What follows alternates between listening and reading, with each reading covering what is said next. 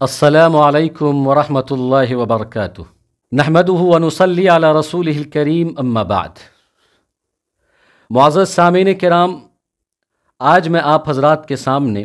ایک حساس موضوع کو لے کر آیا ہوں۔ وہ حساس موضوع یہ ہے کہ کل رام لیلا کے میدان میں ایک پروگرام ہوا، جس پروگرام میں جمعیت علماء ہند کے صدر، مسلم پرسنل لا بورڈ کے نائب صدر، استاذ الاساتذہ دارالعلوم دیوبند حضرت مولانا سید ارشد مدنی دامت برکاتہم العالیہ نے بیان کیا، اور بیان میں انہوں نے یہ کہا کہ جس کو تم منو اور اوم کہتے ہو اسی کو ہم آدم اور خدا کہتے ہیں، اور حضرت آدم علیہ السلام ہندوستان کی دھرتی پر پیدا ہوئے ہیں اور یہ دنیا کے پہلے انسان ہیں، اور جب یہ دنیا کے پہلے انسان ہیں اور ہندوستان کی دھرتی پر پیدا ہوئے ہیں تو یہ کہنا چاہیے ہندوستان میں اسلام پہلے دن سے ہے، مسلمان پہلے دن سے ہے، اور ہر مذہب سے پہلے ہندوستان میں مذہب اسلام ہے۔ بس اتنا کہنا تھا کہ باطل کے ایوانوں میں زلزلہ آ گیا، کوہرام مچ گیا، ہلچل سی مچ گئی، اور فرقہ پرست طاقتوں نے اس بیان کو بنیاد بنا کر مخالفت کرنی شروع کر دی، اور ہندوستان کے ہوا میں زہر گھولنا شروع کر دیا۔ اب پتہ نہیں کب تک اس بیان کو ڈھال بنا کر وہ ہندوستان کا ماحول اور فضا کو خراب کرتے رہیں گے، واللہ اعلم بالصواب۔ میں اپنا اخلاقی، سماجی، ایمانی فریضہ سمجھتا ہوں کہ میں اپنے چینل سبیل الجنہ کے ذریعے حضرت والا کے اس بیان کا ڈیفینڈ کروں، تائید کروں، سپورٹ کروں۔ سب سے پہلی بات تو ہمیں یہ سمجھنی چاہیے کہ حضرت والا نے جو اپنے بیان کے درمیان یہ بات کہی، یہ بات کوئی نئی، انوکھی، انہونی بات نہیں ہے۔ یہ وہ باتیں ہیں جو ساری کی ساری باتیں ہندو کی مذہبی کتاب میں موجود ہے، اور ہندو کے دھرم گروؤں نے اپنے گرنتھوں میں لکھا ہے۔ جس کو تحقیق کرنی ہے وہ جا کر وہاں دیکھ سکتا ہے۔ دوسری بات یہ ہے کہ مولانا کے اس بیان کا اسلام کے علاوہ مذہب والے لوگ ویرودھ کر رہے ہیں، اختلاف کر رہے ہیں، کرٹیسائز کر رہے ہیں، تو سمجھ میں آتا ہے یہ ان کی فطرت ہے، یہ ان کی عادت ہے۔ ان کو ایک بہانہ ملنا چاہیے، ان کو بس ایک موقع ملنا چاہیے اسلام اور اسلامی تعلیمات کو بدنام کرنے کا۔ ایسی کئی مثالیں موجود ہیں اسلاموفوبیا کے نام پر، آپ اس کی تحقیق کر سکتے ہیں۔ اسلام کے علاوہ جو مذہب والے ہیں وہ اس بیان کو سازش کے تحت دیکھ رہے ہیں، اس میں کوئی تعجب کی بات نہیں ہے۔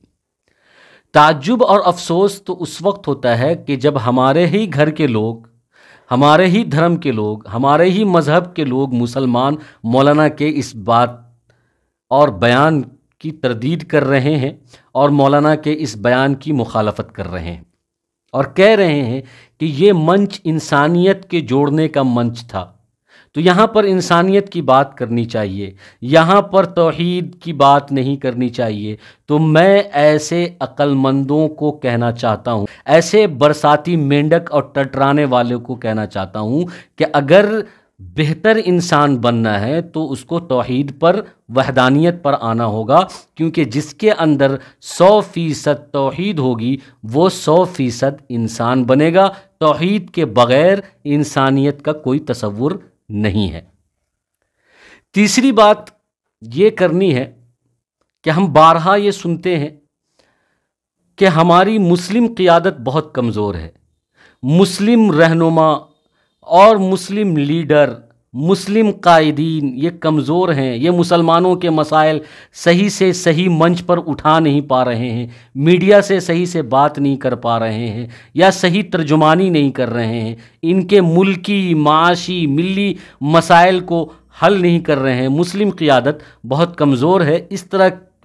کے اعتراضات کا ہم بھرمار لگا دیتے ہیں۔ علماء میں سے بھی بہت سارا طبقہ اس طرح کا اعتراض کرتا ہے، عوام میں سے بھی بہت سارا طبقہ اس طرح کا اعتراض کرتا ہے، اور جب کوئی مسلم قائد بہترین قیادت کرتا ہے، سیادت کرتا ہے، اچھے منچ پر، اچھی قیادت کرتا ہے تو وہاں پر بھی یہ برسادی میڈک ٹٹرانے آ جاتے ہیں اور مخالفت کرنی شروع کر دیتے ہیں۔ سستی پبلکسٹی کے لیے، سستی شہرت پانے کے لیے وہ بڑی سی بڑی شخصیات پر نشانہ سادھ دیتے ہیں۔ جیسے کہ اس مسئلے میں بھی آپ دیکھ لیجئے، غیر اگر مولانا کے بیان کی مخالفت کر رہے ہیں تو سمجھ میں آتا ہے، تعجب نہیں ہے، لیکن اپنے بھی اس بیان کی مخالفت کر رہے ہیں تو یہ تعجب کی بات ہے، بہت افسوس کی بات ہے، ایسا نہیں ہونا چاہیے۔ اس لیے میں عوام سے، خواص سے، علماء سے مؤدبانہ اپیل اور گزارش کرتا ہوں کہ اپنے قائدین کی ہم قدر کریں، ان کی قیادت اور سیادت کو تسلیم کریں، ان کے فیصلے اور ان کی رائے کو اہمیت دیں، اور یہ سمجھیں کہ وہ جس پوزیشن پر ہیں، وہ جس ماحول میں ہیں، ان کے ارد گرد جس طرح کا ماحول اور جال بچھا ہوا ہے، وہاں پر وہ جو بولی بولتے ہیں، وہاں پر وہ جو زبان استعمال کرتے ہیں، یا وہاں پر جو وہ رائے دیتے ہیں یا فیصلہ دیتے ہیں، اس پرستتھی میں وہی چیز، اس سچویشن میں وہی چیز بہتر ہے۔ ہم لوگ چھوٹے ہیں، عوام ہیں، برساتی مینڈک ہیں، ہمیں نہ قیادت پتہ ہے، نہ سیادت پتہ ہے، نہ حقیقت پتہ ہے۔ اپنی قیادت پر اعتماد اور اعتبار کریں، کیونکہ اگر ہم ہی اپنی قیادت پر اعتبار نہیں کریں گے، اعتماد نہیں کریں گے، تو ہمارا اتحاد ٹوٹے گا، اور جب ہمارا اتحاد ٹوٹے گا تو اس کا فائدہ دشمنوں کو ہوگا، اور دشمن اس کا فائدہ بھی اٹھا رہے ہیں، کیونکہ ہم ہی مذہبی، مسلکی اور علاقائی جھگڑوں میں پھنسے ہوئے ہوتے ہیں